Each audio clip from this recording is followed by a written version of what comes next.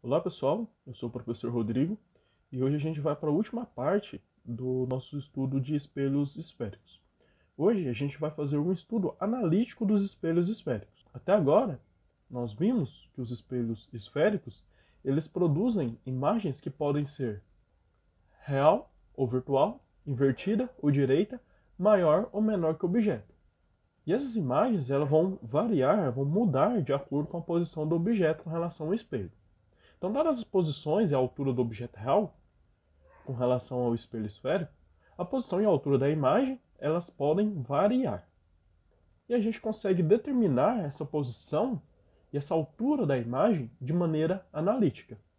Para isso, a gente vai utilizar o seguinte referencial. Primeiro, vamos traçar dois eixos de coordenadas, onde a origem desse eixo vai ser o vértice do espelho. Então, aqui no vértice do espelho, eu vou ter a origem do sistema de coordenadas. O eixo das abscissas será a direção do eixo principal e o sentido contrário da luz incidente. Então, aqui será o eixo das abscissas, né? Ele será sobreposto ao eixo principal e o sentido positivo será este daqui, contrário ao sentido da luz incidente. Em outras palavras, para o eixo das abscissas, que é esse eixo aqui, tudo que está à esquerda desse eixo terá valor positivo. Já o eixo das ordenadas, ele terá direção perpendicular ao eixo principal e sentido ascendente. Então, esse daqui é o eixo das ordenadas. Então, ele está de forma perpendicular ao eixo principal. Então, aqui é o eixo principal, que está sobreposto pelo eixo das abscissas, né? Então, a gente tem o eixo das ordenadas perpendicular a eles. E a direção, ela vai ser ascendente, ou seja, tudo que estiver nessa direção aqui, com relação ao eixo das ordenadas, será positivo. Tudo que estiver apontando para cima será positivo com relação ao eixo das ordenadas. Então aqui a gente tem as definições.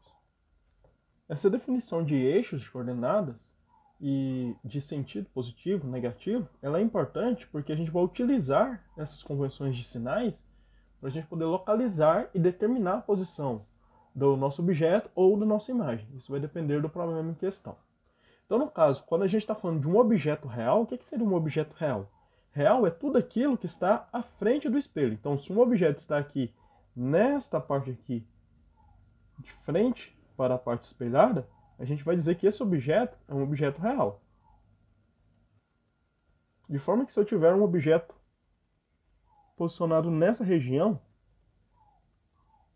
eu vou dizer sempre que a posição desse objeto vai ser uma posição P. A altura do objeto eu vou chamar de O. Então o objeto tem uma posição P e altura O.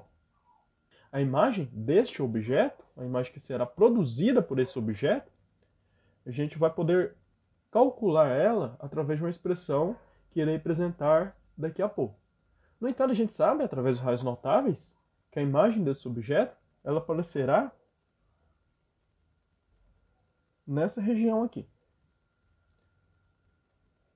A posição da imagem do objeto, a gente vai chamar de posição P', nos referindo à posição da imagem do objeto. Esse objeto, a imagem dele, vai ter uma altura que eu vou chamar de I, onde I será a altura da imagem do objeto. De forma que sempre que o objeto for real, ou seja, sempre que o objeto estiver nessa parte aqui da frente do espelho, a gente vai falar que o P ele vai ser positivo. É fácil você lembrar isso porque o P está sobre o eixo das abscissas. Então, o P está numa posição positiva. Além disso, a imagem do objeto, como é uma imagem real também, ela está na região positiva do eixo das abscissas, ou seja, em frente ao espelho.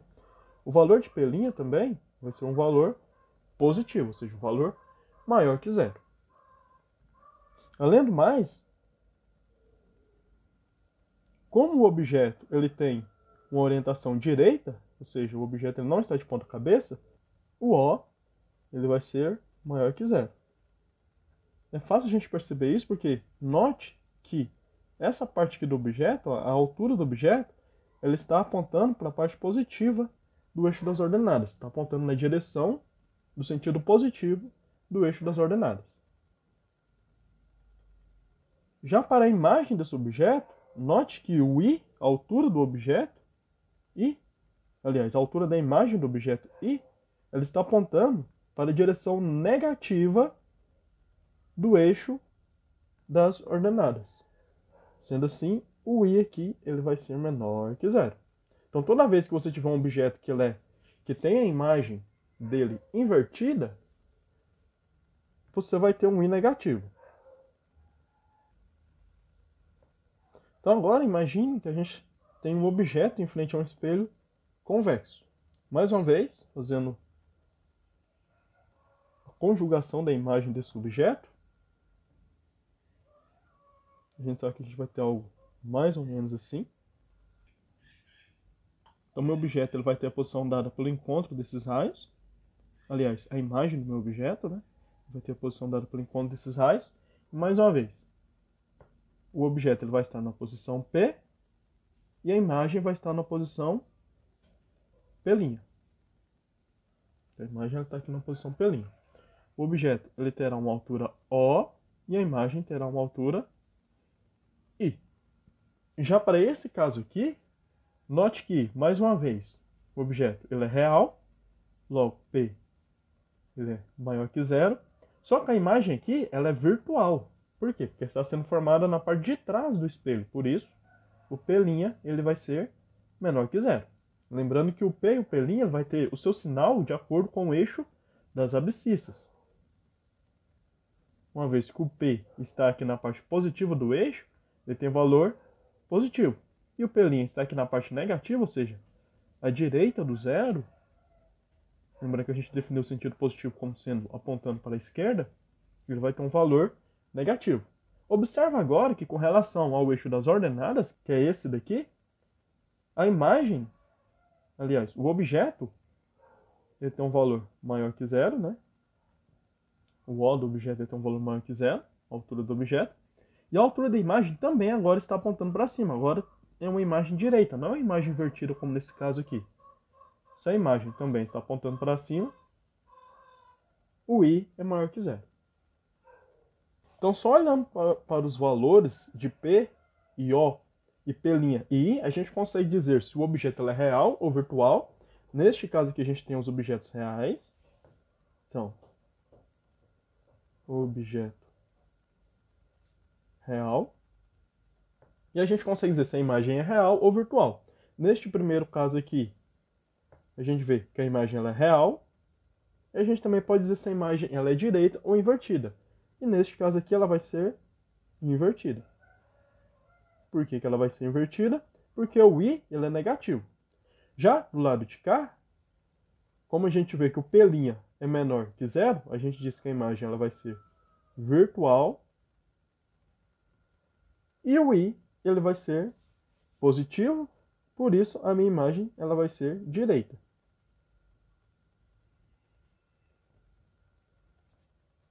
Tudo isso baseando-se nesse sistema de coordenadas que a gente definiu aqui sobre os espelhos esféricos. Para esse estudo analítico ficar um pouco mais claro, vamos refazer aquela análise da imagem formada por um espelho côncavo quando você tem um objeto que está entre o foco e o vértice do espelho, ou seja, um objeto que está nesta posição aqui. Então, esse objeto está aqui numa posição P.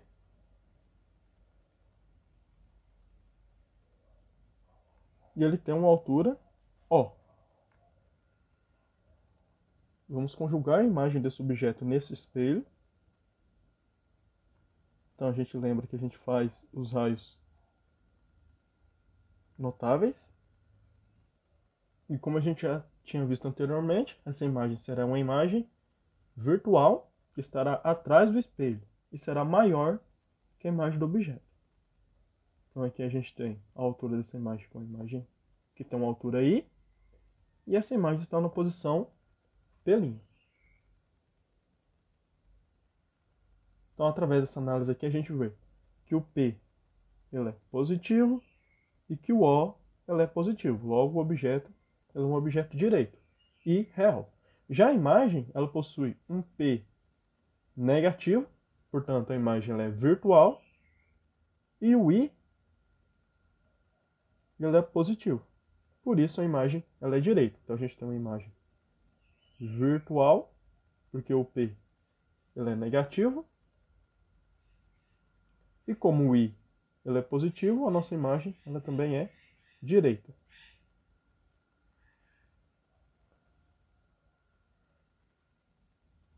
Esses daqui são os dados da imagem.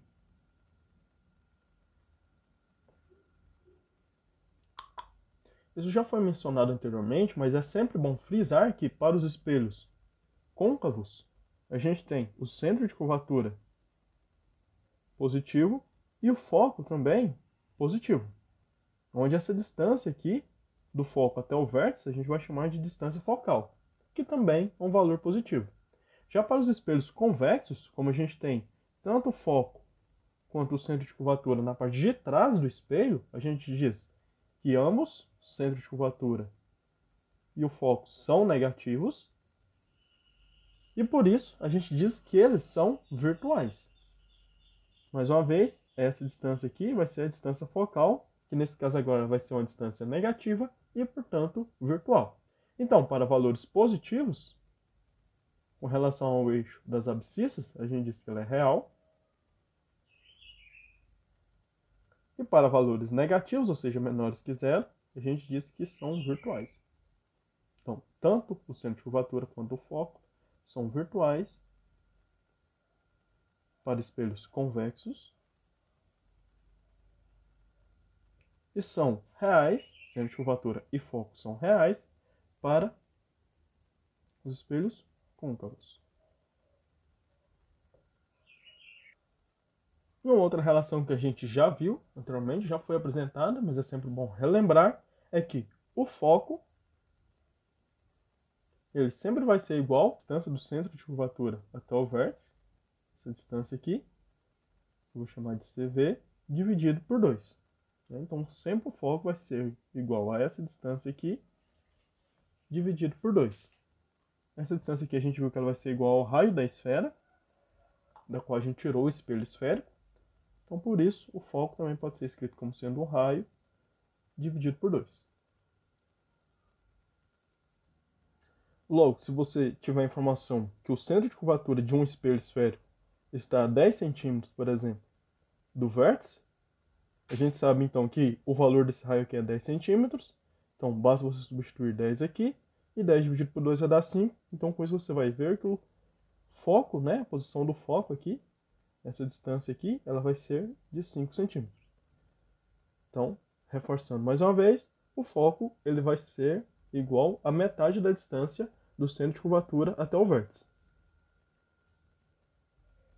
Então, para resumir essa compreensão de sinais aqui, considerando que o objeto sempre vai ter um tamanho positivo, ou seja, que o objeto sempre vai estar orientado de maneira positiva com relação aos eixos das ordenadas, ou seja, o objeto ele nunca vai estar assim, de ponta cabeça, tá? Então o objeto ele nunca vai estar assim, de ponta cabeça, considerando sempre o objeto nessa posição, a gente vai ter o P maior que zero sempre que o objeto for real, ou seja, a gente vai considerar também o objeto sempre no eixo positivo, na parte positiva do eixo das abscissas.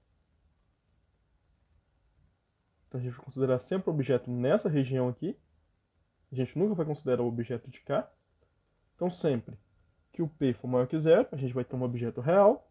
E se o P' ele for maior que zero também, ou seja, se o P' estiver orientado nessa região aqui, estiver posicionado, melhor dizendo, nessa região positiva do eixo das abscissas, então a sua imagem ela vai ser real. E se o P' for negativo, estiver posicionado atrás do espelho, ou seja, na parte negativa do eixo das abscissas, a sua imagem ela vai ser virtual.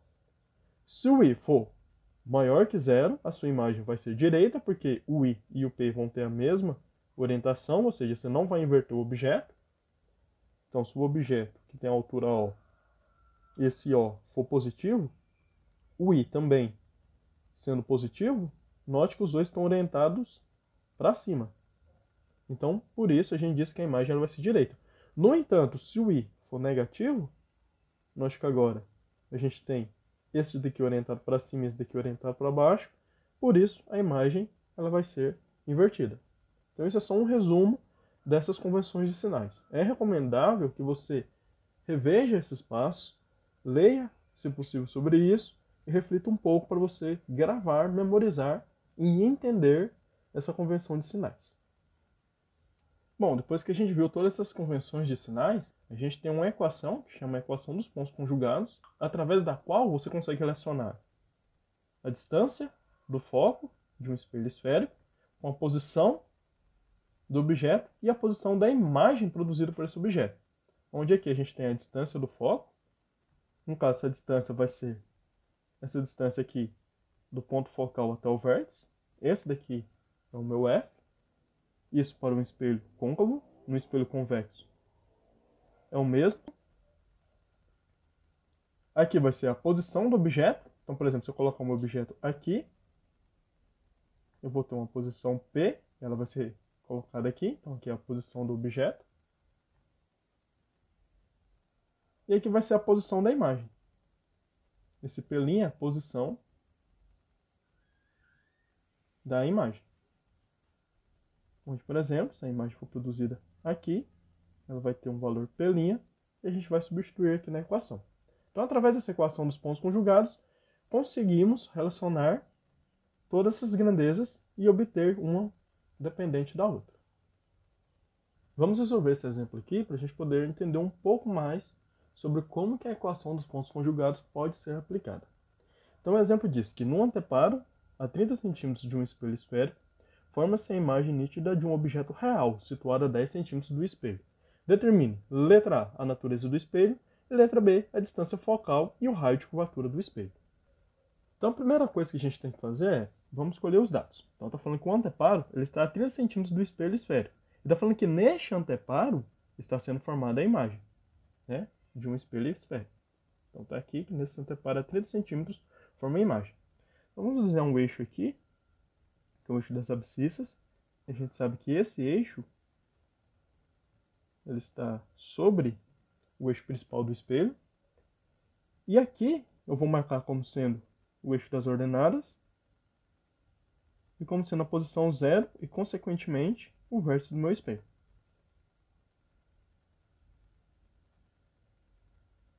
Vou marcar a cada 3 quadradinhos 10 centímetros. Então aqui como se fosse 10 centímetros. Aqui é como se fosse 20 centímetros.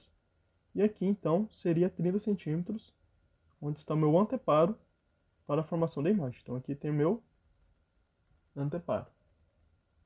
Aqui, como foi definido por convenção, é a parte positiva, é o sentido positivo do eixo das abscissas. E aqui é o sentido positivo do eixo das ordenadas. Foi dito que essa imagem foi formada bem aqui nesse anteparo, que está a 30 centímetros do espelho. Se a imagem ela for formada neste anteparo, então a primeira coisa que a gente sabe é que a imagem é real. O único tipo de espelho esférico que forma uma imagem real é o espelho côncavo. Então, logo, a natureza do espelho, a gente já sabe que é a natureza do espelho côncavo. Porque o espelho convexo, a gente sabe que ele só forma imagens virtuais. O espelho côncavo, ele também pode formar uma imagem virtual. Então, como ele falou que a imagem foi formada nessa parte aqui, na parte positiva do eixo das abscissas, a imagem ela é real, e o único espelho que forma a imagem real dos espelhos esféricos é o espelho côncavo. O espelho convexo consegue formar imagens virtuais. Então a gente sabe que o P', que é a posição da imagem, é igual a 30 centímetros, e que o P, que é a posição do objeto, ele falou que é 10 centímetros.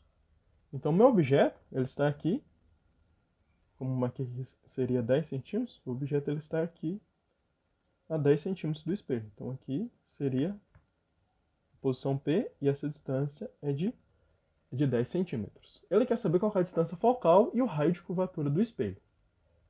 Bem, para eu determinar a distância focal, eu vou utilizar a equação dos pontos conjugados. Eu sei que 1 sobre F é igual a 1 sobre P mais 1 sobre P'. O exercício ele me deu o P' e o P. Então basta substituir aqui e descobrir o valor do F. Então, 1 sobre f vai ser igual a 1 sobre 30 mais 1 sobre 10. Então, 1 sobre f. Aqui eu posso fazer o MMC, mas eu também posso fazer o seguinte, eu posso pegar e multiplicar 30 vezes 10, que não vai ser necessariamente um mínimo múltiplo comum desses dois números, mas de fato será um múltiplo comum. O meu resultado vai ser correto de qualquer forma. Então, quando eu pego esse denominador e divido por esse, então 30 vezes 10 dividido por 30 vai sobrar só 10, então coloco aqui em cima, mas 30 vezes 10 dividido por 10 vai sobrar só 30, então está aqui em cima também. Então, 1 sobre f vai ser igual a 30 vezes 10, que vai dar 300, e 30 mais 10 vai dar 40. Então, eu vou fazer essa inversão aqui, multiplicar cruzado. Daqui eu tenho que 40f vai ser igual a 300. Sendo assim, f, que é a distância focal, vai ser igual a 300 dividido por 40. Ou 30 dividido por 4. Então, f vai ser igual a 7,5 centímetros. Na letra B, ele não só pediu a distância focal, como ele pediu também o raio de curvatura. Então aqui é o resultado da letra A, a gente falou que ele é côncavo. E que na letra B, a gente já obteve a distância focal, falta só então o raio de curvatura. No entanto, eu sei que o F, que a distância focal vai ser igual ao raio de curvatura da esfera, que foi utilizada para construir o espelho esférico, dividido por 2. Multiplicando por 2 dos dois lados, de ambos os lados da equação, a gente fica que 2F é igual a R. Só invertendo isso daqui para ficar da forma mais usual, então F é igual a 2F.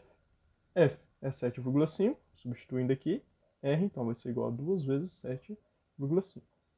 Com isso, eu tiro que o R vai ser igual a 15 centímetros.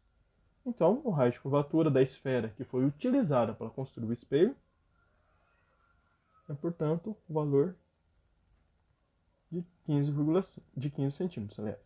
Então, a distância focal é igual a 7,5 centímetros e o raio de curvatura aqui vai ser de 15 centímetros.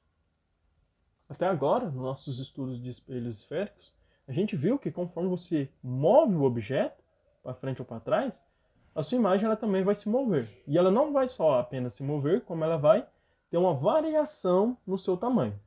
Então, essa variação do tamanho da imagem, ela vai ser conhecida como aumento linear transversal.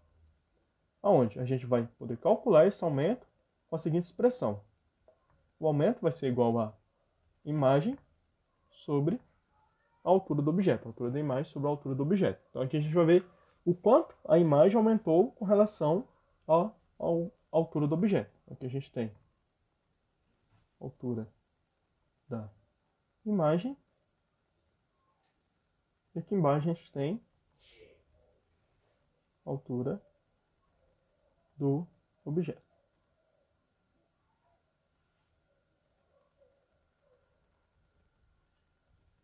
Mas a gente pode relacionar o aumento linear transversal com a posição do objeto e da imagem. Então, neste caso aqui, o aumento linear transversal, que é igual a I sobre O, também pode ser escrito como sendo menos a posição da imagem dividida pela posição do objeto. Através dessa relação aqui, a gente observa que se o A for maior que zero,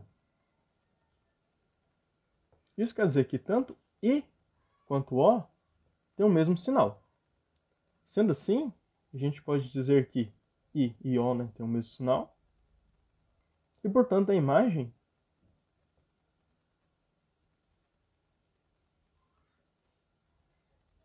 é direita. Além do mais, se o A for positivo, isso significa também que o P' e o P têm sinais opostos. Porque o P' aqui ele teria que ser um sinal negativo, e esse menos com esse menos daria mais, dividido por isso daqui, que já é positivo. Então a gente teria o A como sendo sinal positivo também.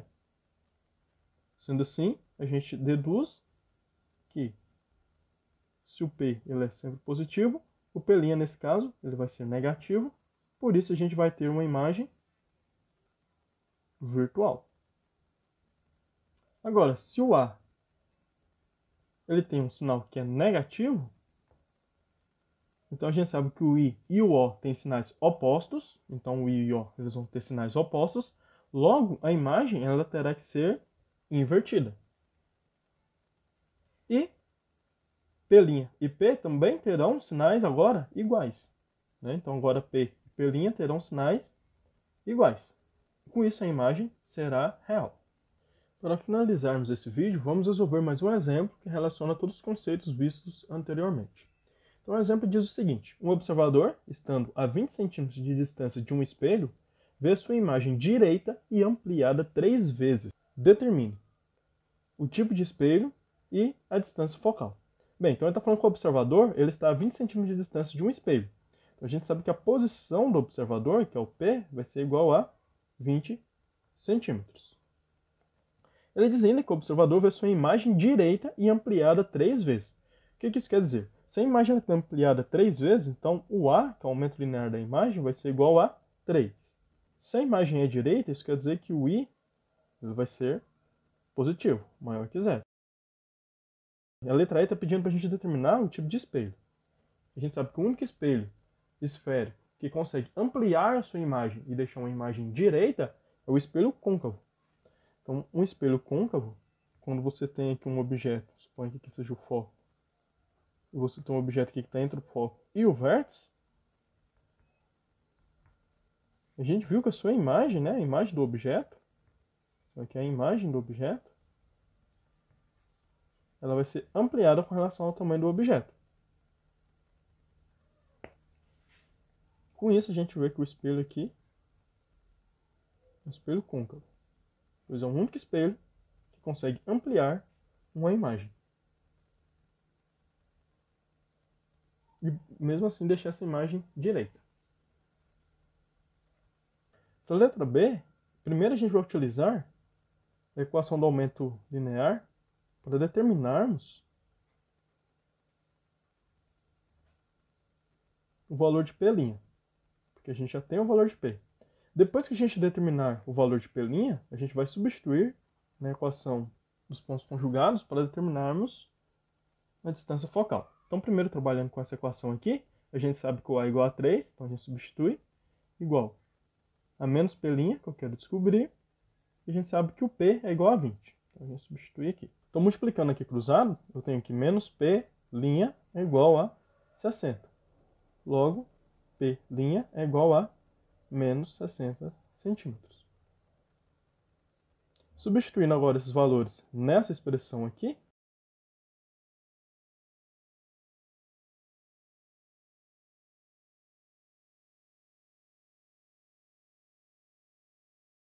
a gente viu que P é igual a 20, mais 1 sobre o P' é igual a menos 60.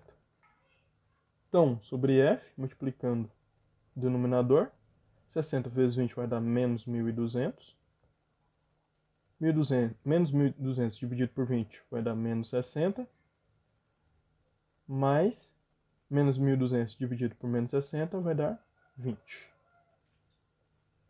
1 sobre F será igual a menos 60 mais 20, vai dar menos 40 dividido por menos 1.200. Então posso simplificar esse menos aqui com esse menos, posso simplificar ele. E esse zero com esse zero aqui. Com isso, 1 sobre F será igual a 4 sobre 120. Multiplicando cruzado, esse e esse aqui. Então eu tenho que 4F é igual a 120. Logo, F será igual a 120 dividido por 4. Assim, F será igual a 30 centímetros. Então essa é a distância focal. Sendo assim, na letra B, a distância focal será igual a 30 centímetros.